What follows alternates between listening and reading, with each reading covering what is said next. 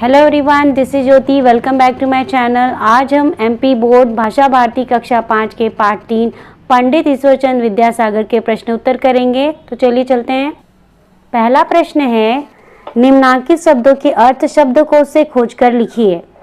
उत्सव, उत्सव का अर्थ होता है पर्व, परिश्रम, मेहनत, हृदयगम, मन में समाना, अतिरिक्त, अलावा, ग्रहणशीलता, प्राप्त करने की क्षमता, जीविका, पेट भरने का साधन।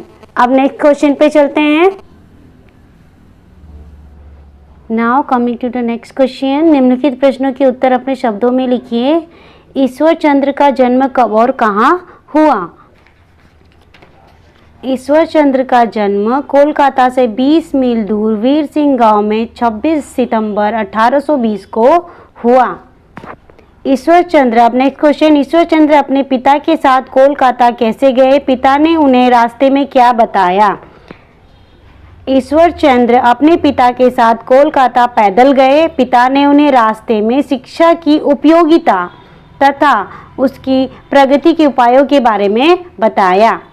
नेक्स्ट क्वेश्चन, पाठशाला में अंग्रेजी अंक न सीखने पर भी ईश्वरचंद्र बिल कैसे जोड़ पाए?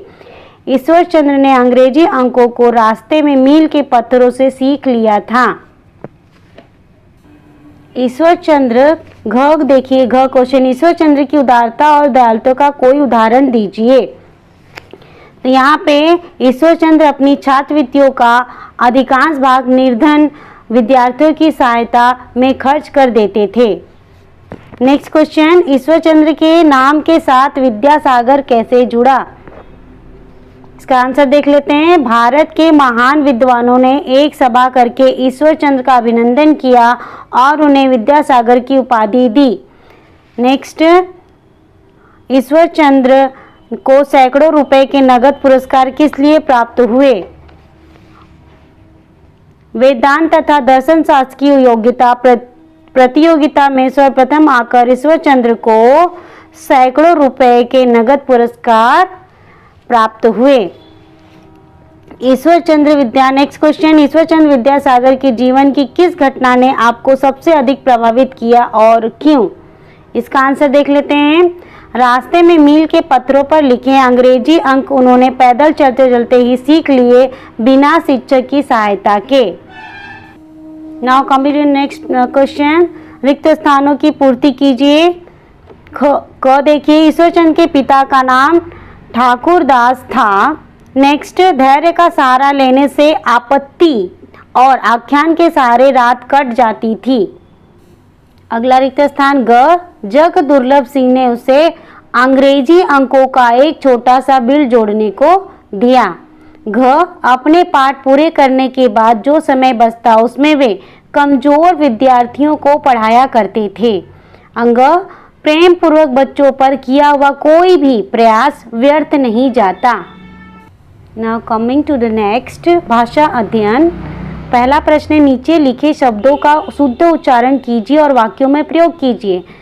तो ये शब्द है छात्रवृत्ति, पश्चिम, प्रसिद्ध, श्रेणी, प्रेरणा, उपलक्ष्य और धैर्य। इसके वाक्य प्रयोग देख लेते हैं। छात्रवृत्ति है, देखिए ध्यान से, कविता को हर महीने पाठशाला से छात्रवृत्ति मिलती है। पश्चिम, सूरज पश्चिम दिशा में अस्त होता है। प्रसिद्ध, विराट कोहली प्रसिद्ध खिलाड़ी है।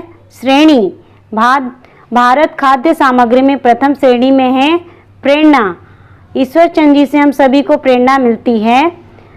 उपलक्ष्य, आज़ादी दिवस के उपलक्ष्य में हमने सभी 15 अगस्त धूमधाम से मनाया। धैर्य, मुश्किल समय में धैर्य से काम लेना चाहिए। नेक्स्ट प्रश्न लिख लेते हैं। निम्नलिखित तत्भव शब्दों के तत्सम रूप लिखिए।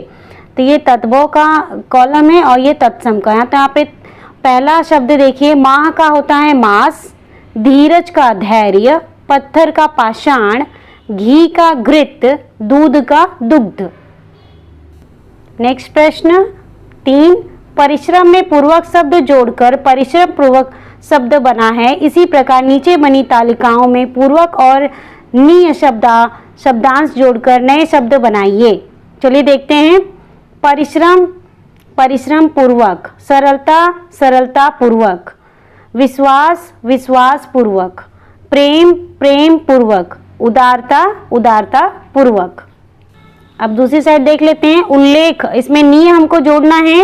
उल्लेखनीय, निंदनीय, गोपनीय, पूजनीय, पठनीय। इस तरीके से पूर्वक और निय को जोड़ करके हमने नए शब्द बना लिए। ओके, नेक्स्ट प्रश्न 4। नीचे कुछ शब्द और उनके विलोम शब्द दिए हैं, आप तालिका बनाकर इन्हें आमने सामने लिखिए। नेक्स्ट पेज पे तालिका दी गई है, शब्द दिए गए हैं, उसके विलोम शब्द लिखने हैं हमें। जैसे सत्य का असत्य, शिक्षा का अशिक्षा, आशा का निराशा, नया का पुराना, उन्नति का अवनति, निर्धन का धनवान, सरल का कठिन और मीठा का खट्टा। नेक्स्ट प्रश्न पे आते हैं।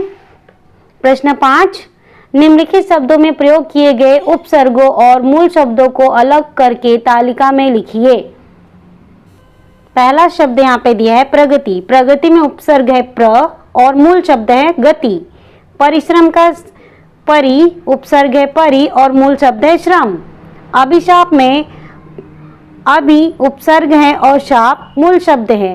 पराजय, पराजय में उपसर्ग है परा और मूल शब्द है जय। विज्ञान में उपसर्ग है वि और मूल शब्द है ज्ञान। प्रश्न 6 पर आते हैं। सही जोड़े बनाइए। यहाँ पे देखिए अनेकार्थी, अनेकार्थी का होता है जिन शब्दों के एक से अधिक अर्थ निकले। ख पर्यायवाची, पर्यायवाची जिन शब्दों के समान अर्थ हो।